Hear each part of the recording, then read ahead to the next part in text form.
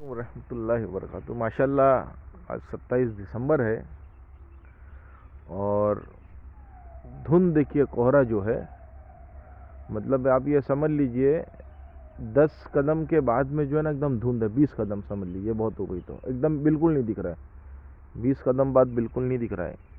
بہت زبردست ماشاءاللہ موسم ہے، ایک روز اور یہاں پہ ہوں۔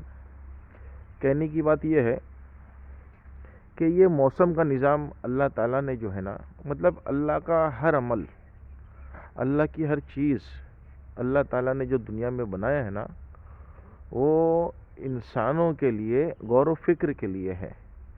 آدمی اس کو دیکھے، اپنے زندگی کو غور کرے اور موسم کو غور کرے، مطلب کوئی بھی چیز اللہ کی، مطلب ہر چیز حکمت سے بھرپور ہے۔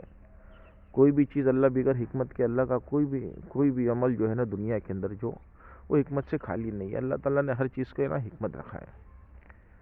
اب آپ یہ دیکھیے، موسم کبھی ٹھنڈی، کبھی گرمی، کبھی برسات، ہر طرح کا موسم آتا ہے، اور ہر موسم میں لباس جو ہے نا موسم کے حساب سے بدل جاتا ہے۔ گرمی میں آدمی پتلے کپڑے پہننا پسند کرتا ہے، کاٹن پسند کرتا ہے۔ ٹھنڈی میں سویٹر ہے، چادر ہے، سر پہ کپڑے، مطلب بہت ساری چیزیں اس سے بچاؤ کے لیے، بارش میں بچاؤ سے بچنے کے لیے وہ سامان استعمال کرتا ہے۔ بارش آتی ہے تو رین کوٹ ہے، چھتری ہے، اس طرح کے۔ اسی طرح انسان کی زندگی میں حالات جو ہے نا وہ آتے اور جاتے رہتے ہیں، کبھی اچھے آتے ہیں، کبھی برے آتے ہیں۔ اور عقل مند آدمی وہ ہوتا ہے، عقل مند انسان، جو موسم آنے سے پہلے اس موسم کی تیاری کر لے۔ جیسے ایک ہمارے یہاں پہ ایک ممبئی کے اندر تو میں نے عام رواج دیکھا ہوں، غالباً ہر جگہ یہی ہوگا کہ ہم لوگ جب رمضان جب آتا ہے نا، تو ہم لوگ رمضان جب آتا ہے تو ہم لوگ عید کی تیاری کرتے ہیں۔ بڑا افسوس ہے، حالانکہ رمضان کی تیاری کرنا چاہیے رمضان آنے سے پہلے، لیکن ہم لوگ کیا کرتے ہیں، خریداری پہلے سے کرنا شروع کرتے تھے۔ ٹھیک ہے، کوئی بات نہیں، آدمی رمضان میں نہیں نکلنا چاہتا۔ اسی طرح زندگی کے اندر حالات اچھے اور برے سب آتے ہیں۔ ہمارے بھائی صاحب نے، ایک ہمارے رفیق بھائی ہم سے بہت محبت کرتے، ہمارے فیس بک پہ اور یوٹیوب پہ کمنٹس بھی کرتے، انہوں نے کہا کہ بھائی بولنا بہت آسان ہے شکیل بھائی، لیکن جو اس کو جھیل رہا ہے، یو پی کی انہوں نے کہا۔ میں رفیق بھائی آپ کی بات سے سہمت ہوں۔ میں اسی لیے لوگوں کو کہتا ہوں، بڑا کام کرنے کے لیے نہیں کہتا، میں ان سے صرف اتنا کہتا ہوں، میں اپنی بات جو ہے نا بہت مختصر کرتا ہوں۔ حضرت علی رضی اللہ تعالیٰ عنہ کا قول مبارک ہے، ان سے کسی نے پوچھا کہ حضرت، میرے کو بہو جملہ یاد نہیں ہے، معاف کیجیے گا، کچھ اگر آگے پیچھے ہوگا تو میری کمی ہے، کہ انسان کو کتنا عمل کرنا چاہیے؟ تو آپ نے فرمایا کہ ایک پیر پہ کھڑے ہو جاؤ۔ ایک پیر پہ وہ بندہ کھڑا ہو گیا، آپ نے کہا دوسرے پیر پہ بھی کھڑے ہو جاؤ، بولے حضرت گر جاؤں گا۔ تو آپ نے فرمایا بس اتنا ہی عمل کر لو جتنا آپ سہولت سے کر سکتے ہو۔ میں آپ کو نہیں کہتا کہ آپ کو کوئی بہت بڑا آندولن کرنا ہے، کوئی احتجاج کرنا۔ میں آندولن اور احتجاج کے بہت سخت خلاف ہوں۔ میں آندولن اور احتجاج جو ہے نا انسان کے اپنے نفس سے کرنے کے لیے کہتا ہوں لوگوں کو، کہ آپ اپنے اور اپنے گھر کی اصلاح خالی کریے۔ جیسے ابھی ہمارے یہاں پہ ممبئی کے اندر شادیوں کے اندر، اللہ معاف کرے، اللہ معاف کرے، اتنا گندا رواج چل چکا ہے، اتنا گندا رواج چل چکا ہے کہ شادی جو ہے نا، مطلب آپ بتائیں کہ لائٹنگ کے اندر لاکھوں روپیہ خرچ کر رہے ہیں، کھانے کے اندر بیجا اسراف ہے، فضول خرچی ہے۔ مطلب کھانے کے جو آئٹمز ہیں نا، 20 30 50 100 150، لوگ بڑے اس سے بتاتے ہیں کہ یار اتنا کھانا تھا، ارے مزہ آ گیا، پانی پوری، یہ پوری وہ پوری۔ جبکہ شادی کے معاملے میں حضور پاک علیہ الصلوۃ والسلام کے دور کا ایک واقعہ آپ کے سامنے نقل کرتا ہوں، مفہوم ہے، بہو جملہ یاد نہیں ہے۔ ایک صحابی رسول آپ علیہ الصلوۃ والسلام کے سامنے سے آئے تو آپ کے کپڑے پہ کچھ پیلا یا کوئی سالن یا ایسا کچھ نشان لگا ہوا، تو آپ نے پوچھا کیا ہوا؟ تو آپ نے فرمایا کہ میری شادی ہو گئی۔ مطلب آپ اندازہ لگا لیجئے کہ ایک صحابی رسول شادی کر رہے ہیں، اور حضور پاک علیہ الصلوۃ والسلام کو اس میں انہوں نے دعوت نہیں دی ہے۔ اگر دعوت دی ہوتی تو آپ علیہ الصلوۃ والسلام ان سے یہ سوال نہیں کرتے۔ انہوں نے پوچھا یہ کیا ہے؟ بولے شادی ہو گئی۔ ارے واہ! مطلب شادی کتنی آسان اور کتنی سیدھی اور سادی ہے۔ لیکن ہم نے اس کو اتنا مشکل بنا دیا ہے. ارے لاکھوں روپئے کا ہال کرائے پہ لینا, پھر اس کے بعد میں لاکھوں روپے کا ڈیکوریشن. شادی بمبئی کی بیماری ہے, ممبئی کی ہمارے, وہ رات میں ہی شادی کرتے ہیں. پھر اس کے بعد میں کھانا, اللہ معاف کرے, جو بے عزتی کھانے کی ہوتی ہے, بے حرمتی ہوتی ہے, تم رزق کی ناقدری کر رہے ہو. میں ایک سخت جملہ کہتا ہوں, فضول خرچی سے آگے بڑھ کے میں اس کو کہتا ہوں, آپ جو ہے نا اپنی عیاشی کے سامان پروس رہے ہو اور لوگوں کے سامنے. معاف کرنا مجھے, کیوں معلوم ہے لوگ عیاشی کس کو سمجھتے ہیں؟ شراب پی رہا ہے, زنا کاری کر رہا ہے, یہ کر رہا ہے, بدکاری کر رہا ہے, اس کو عیاشی کہتے ہیں. نہیں, اللہ تعالیٰ نے جو آپ کو نعمت دی, اللہ تعالیٰ نے آپ کو نعمت دی, آپ کو اس کا حساب تو دینا پڑے گا کہ آپ نے, جیسے گورنمنٹ حساب لیتی نا, انکم ٹیکس ڈپارٹمنٹ, کہاں سے کمایا, کہاں خرچ کیا.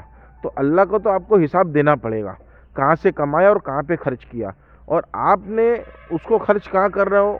آپ یہ سوچ لو, آپ کو سمجھنا پڑے گا. میں لوگوں سے اکثر کہتا ہوں کہ اپنی اولادوں کی دنیا بنانے کے لیے اپنی قبر خراب مت کرو, اور اپنے اولادوں کی دنیا بنانے کے لیے اپنی قبر خراب مت کرو. میرے بھائی, حالات بہت ناسازگار ہو رہے ہیں. ہم لوگوں کو ذہنی طور پہ یہ قبول کرانے کی کوشش کی جا رہی ہے کہ تمہارا بہت برا ہونے والا ہے, کوئی دوسرا نہیں کر رہا ہے. یہ آپ کے خود ساختہ جو رہنما بنے ہوئے نا لیڈر, جو مسلم لیڈرز ہیں, وہ آپ کو ڈرا رہے ہیں. کیوں ڈرا رہے ہیں؟ یہ آپ کی ووٹ بینک کے لیے آپ کو ڈرا رہے ہیں کہ ان کو آپ کا ووٹ چاہیے. تو ووٹ کیسے لیں گے؟ جب آپ کو ڈرائیں گے تبھی لیں گے. اس سے برے برے حالات گزرے ہیں امت کے اوپر, مسلمانوں پہ. میں کہتا ہوں آپ اپنی زندگی جو ہے نا حضور پاک علیہ الصلوۃ والسلام کے دور سے دیکھیے. حضور پاک علیہ الصلوۃ والسلام جو ہے نا ہماری زندگی کے لیے نمونہ ہے. ہر حالات اللہ تعالیٰ نے دنیا میں ہر حالات سے ان کو گزارا ہے, اور وہ آپ علیہ الصلوۃ والسلام اس سے کیسے نکلے, وہ حالات کیسے نکلے, صحابہ اکرام کے کامیاب ہونے کی وجہ کیا تھی. میں بالکل نا امیدی کی بات نہیں کرتا, نا امیدی کفر کے برابر ہے. مسلمان نا امید کیوں ہوئے گا بھائی؟ یہ ان کو ڈرا رہے, ان کو ڈرانے تو کہ فلاں آ جائے. ارے تم اپنے آپ کو سیاست سے چھوڑو, سیاست سے کنارے کرو. یہ بازیگر لوگ ہیں, یہ نیتا نہیں, ابھی نیتا کے بھی باپ میں ان کو بولتا ہوں, نیتا لوگوں کو, سمجھے کہ نہیں. یہ آپ کو بیچ کر کے اپنی روٹی سیکھیں گے. ابھی ہاؤس کے اندر میں نے ایک ایم ایل اے صاحب کا دیکھا, بہت زور سے 5% ایجوکیشن کے اوپر انہوں نے ریزرویشن کی مانگ کی, بہت زور و شور سے مانگ کی. بہت اچھی باتیں مانگ کر رہے ہیں آپ, کم سے کم آپ نے آواز تو اٹھائی. دوسرے ہمارے علاقے کے ایم ایل اے صاحب ہو تو کبھی تو میں نے ان کو دیکھا نہیں کہ وہ حکومت کے خلاف بات کرے, کبھی نہیں کرتے. پتہ نہیں کون سا ان کو ڈر لگا رہتا ہے کہ اگر میں نے اپنی گورنمنٹ کے اگینسٹ میں کچھ بول دیا تو میرے اوپر کارروائی ہو جائے گی, جبکہ ان کی پارٹی جو ہے پوری مخالف ہے سینٹر کے اندر, لیکن کبھی بھی ان کے منہ سے ایک جملہ نہیں نکلا. خیر جانے دیجئے. میں بولتا ہوں آپ اس کی آواز اٹھا رہے ہیں, کس چیز کی آواز اٹھا رہے ہیں؟ ریزرویشن کی. آپ مانگ رہے ہیں. ارے جو چیز آپ کو دیا گیا ہے, آپ کے لیے قانون بنائے 1995 ایکٹ وقف بورڈ کا بنا ہوا ہے, اور جو وقف بورڈ میں آپ کی پراپرٹیز ہے, آپ اس کی حفاظت کی بات کیوں نہیں کرتے؟ آپ اس کی آواز کیوں نہیں اٹھاتے؟